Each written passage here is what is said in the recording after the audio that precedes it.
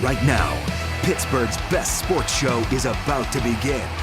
Call us or tweet us. We've got things to talk about on the Ireland Contracting Nightly Sports Call, powered by FanDuel Sportsbook. Thank you very much, Paul. Welcome, everybody, to the Ireland Contracting Nightly Sports Call, powered by FanDuel Sportsbook.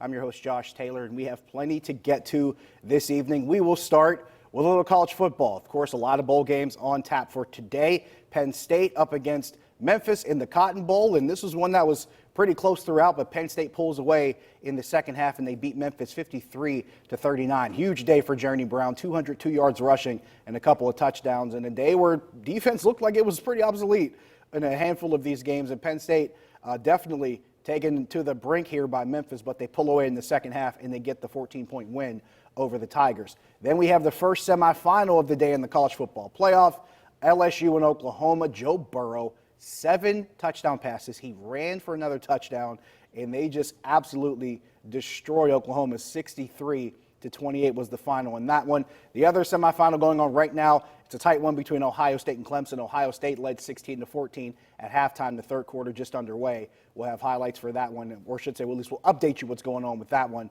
during KDKA News at 11. So a lot of college football on tap here, but it looks like as of right now, LSU is awaiting the winner between Clemson and Ohio State to play in the national championship game. It does kind of lend some discussion because up until the second quarter, Clemson couldn't seem to really get themselves together. Then they scored 2 touchdowns, pull it to within a 2-point game, and then it kind of changed the dynamic because the conversation was starting to shift towards none of these games are really interesting. Is this really that compelling of a playoff field? But Clemson's found a way to get themselves together and get themselves back in it. But at the same time, it does kind of lend to some people making some assertions of whether or not Oklahoma belonged in the playoff field. That's something that's kind of been batted around, and as far as whose top 4 should have been a little bit more viable, and was Oklahoma a viable number 14, but we can discuss that a little bit more as the show goes along.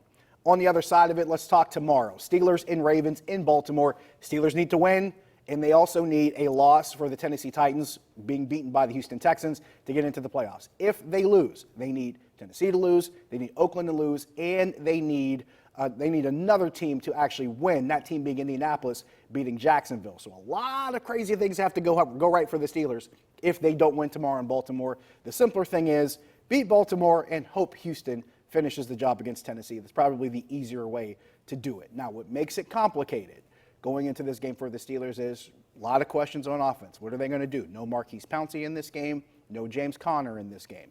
So now you're going to have to go with Devlin Hodges because you don't have Mason Rudolph. You don't have your starting center. You don't have your starting running back. So now you have to go more with that committee approach in the backfield. You still have a couple question marks as far as wide receivers. Granted, you have Juju back, and it seems like he's a lot healthier than he was last week. You have James Washington, and you have Deontay Johnson. But after that, are you as confident in the options you have behind that? Probably not. That kind of lends to the problem too. However, with the defensive side of the ball, they know they're not going to face Lamar Jackson. It's going to be Robert Griffin III and maybe even Trace McSorley, former Penn State quarterback. They may see both of those guys getting snaps in this game. And the Steelers have faced a lot of mobile quarterbacks throughout the course of this season. They were one of the few teams that really gave Lamar Jackson a hard time the first time they met. They actually picked him off 3 times in that first meeting at Heinz Field. So the Steelers defense is not really that unfamiliar with what Baltimore's offense can do. The difference is they're going to get a different look at QB, and I'm sure they're wondering exactly just what Baltimore has up their sleeve offensively and what they will try to accomplish. And it comes down really, if you're the Steelers, it comes down to a couple different things. One, if they can be better with turnovers. It's pretty simple as far as how this season has gone. When they win the turnover battle, they're 8-3 this season. When they lose, they're 0-4. That's pretty simple. Win the turnover battle, you're going to be in this game, especially if the defense is able to limit Baltimore's ability to score, makes it even easier for them to stay in it.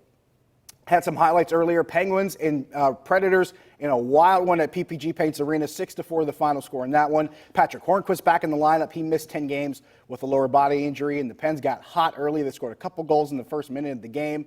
They were up 3-1 at one point. Then they extended it to 4-1 in the second period off a power play goal by Alex Galchenyuk. He continues to heat up a bit. Jake Gensel scored his 19th later on. But the bigger thing, Nashville coming back down 4-1. They score 3 goals, tied in the third period, and Jake Gensel gets the game winner late in the third, his 19th of the season. So the Pens get the win there. And we can talk about all those things. 412-575-2600 on the Borders and Borders hotline, plus taking your tweets at Josh Taylor HD. So we'll take a break. You guys call in, shoot me some tweets. We'll talk about it. See you in a few. The Ireland Contracting Nightly Sports Call is brought to you by Ireland Contracting, putting new roofs on Pittsburgh homes for over 25 years. Call Ireland Contracting at 1-800-NEW-ROOF.